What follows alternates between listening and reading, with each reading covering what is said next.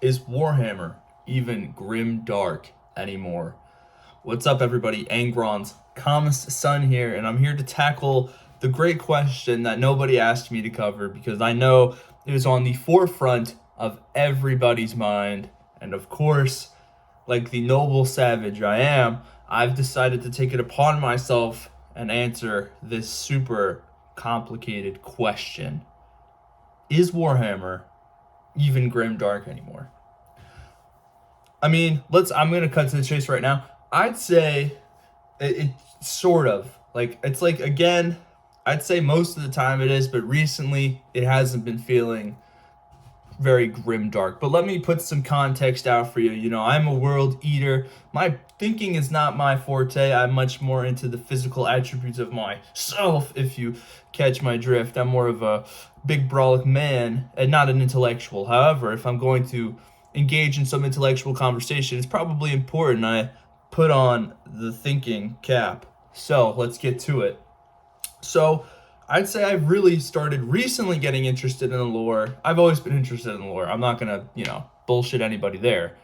But I started watching Luton videos, but mostly my time as an invested fan actually reading the books and getting in-depth, knowledge of the setting, or as in-depth as I really can get. I'm not a lore master or anything, but I could pull up some of my own excerpts if I wanted to be, that guy. But I would say probably around, Plague Wars, when Gilliman actually makes his return, is when I probably started reading everything, and when Primaris were a big thing getting introduced, right?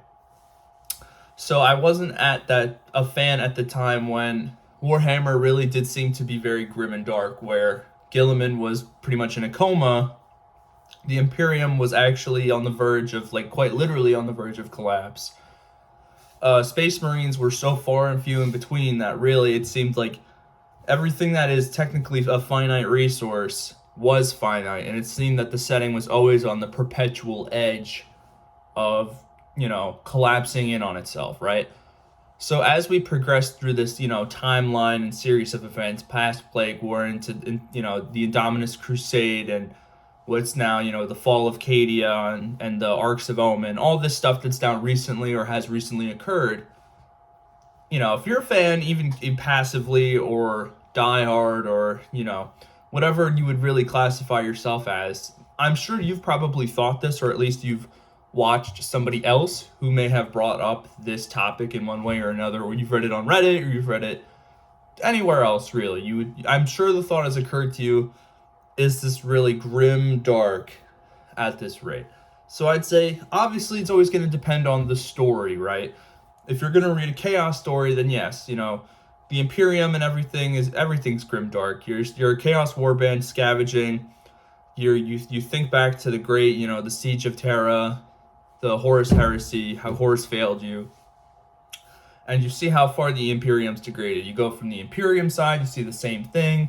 There's infighting, everyone's against each other, you don't know who to trust, and chaos is always an ever-looming threat, and Xenos. Of course, I think authors try to make the best of it, and they sort of create this really thin layer of grim darkness. But, I think the better question now would be, does Warhammer necessarily need to be grim dark to really thrive? Maybe not even, let's not put this in a financial scope, but more or less as like a hobby and an enjoyability thing. There are plenty of people who just only like Warhammer for painting models. There's people like me who don't play tabletop and are only interested in buying the novels or the games because they're fun.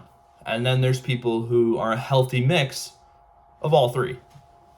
So, the question is it grimdark? Maybe that was the wrong phrasing on my part. Maybe should it be?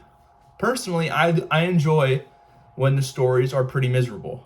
And I'm not just saying that as a world eater, or just someone who just wants to be different, and edgy, and I love when characters suffer.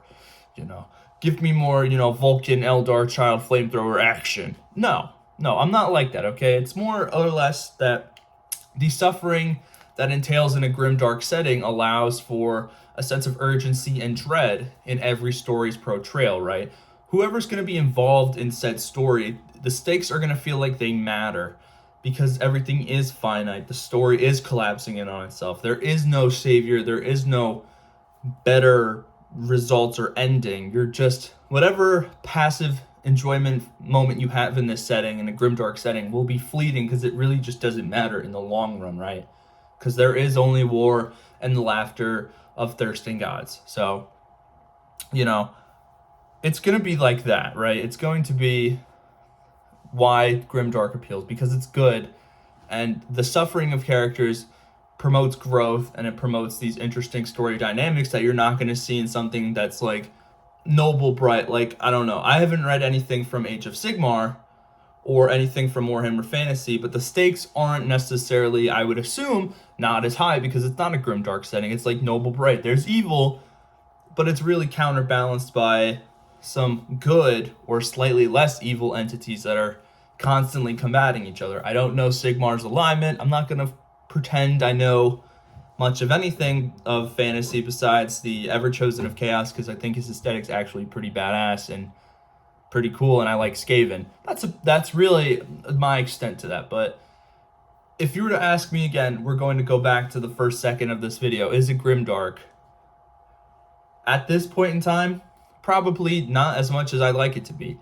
If we have the Lion returning, and I'm sure there's more teasers where more Chaos Primarchs are gonna, Traitor Primarchs are gonna show up, and I'm sure they're gearing back for Rogel Dorn to return. I don't think Corvus Corax is ever gonna come back. I don't think that would even suit his character, really.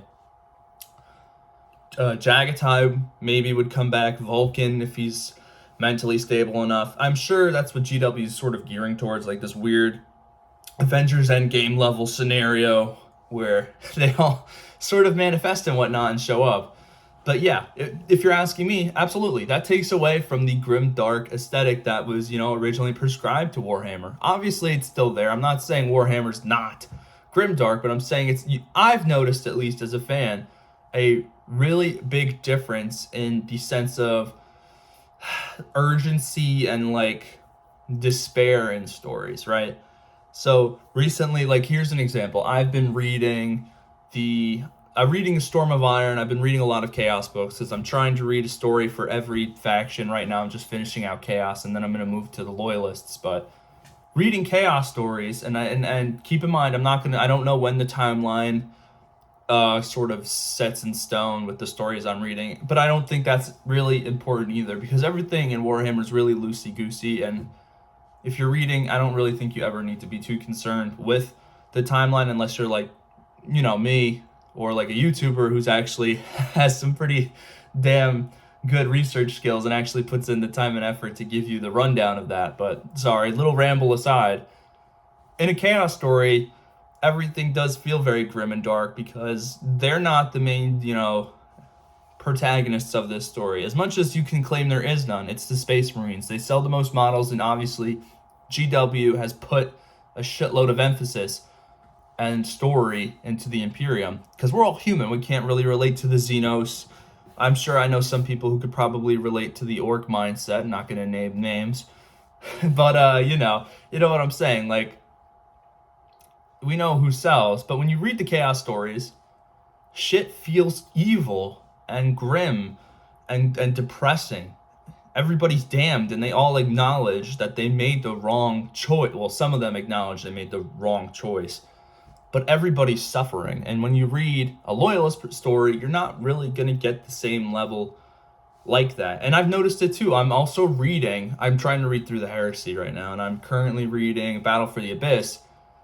And I'm noticing too that you can really see the grim and dark aspects of what I'm trying to talk to you guys about when one of the Ultramarines is encroaching upon a Wordbearer's ship, and the concept still of like brother on brother Space Marine violence in 30K is still relatively unknown. There's people now know that Horus has betrayed the Imperium, but it's still reaching places, and obviously these Ultramarines are unknown about this, and so they try to talk to and engage with the Wordbearers, and what happens? They get their shit kicked in, and then there's a fight. But this level of betrayal and, you know, harsh, you know, feelings of just overall like malice and you know, spreading the word and that the emperor's a liar is just so far and few between now in modern day 40k. And quite frankly, it's like you can notice a really, really big difference in the severity and, you know, how this, and again, I keep saying it, but that's really the only way I can talk to you guys about it, that the stakes really mattered in earlier iterations and stories. Gaunt's Ghosts too. That was, and I haven't been reading that because that's back at home. I'm up at school now, but you get what I mean, though. I'm not gonna keep trying to not, you know, I don't want to repeat the same damn things I've been telling y'all. But you get what I mean. Hopefully I've done a good enough job explaining this to you in the best way that I can. Warhammer is not as grimdark as maybe I'd like it to be, but it still very much is. But if you've read past stories or even different perspectives from different factions, you can very much notice that there is been a little bit of a tonal shift in how the setting is being portrayed right now. So if I were to, I'm gonna end this video by asking you a question. Anybody who's watching, and even some of the bigger YouTubers, if they happen to find this, you know, hopefully, you know, who knows?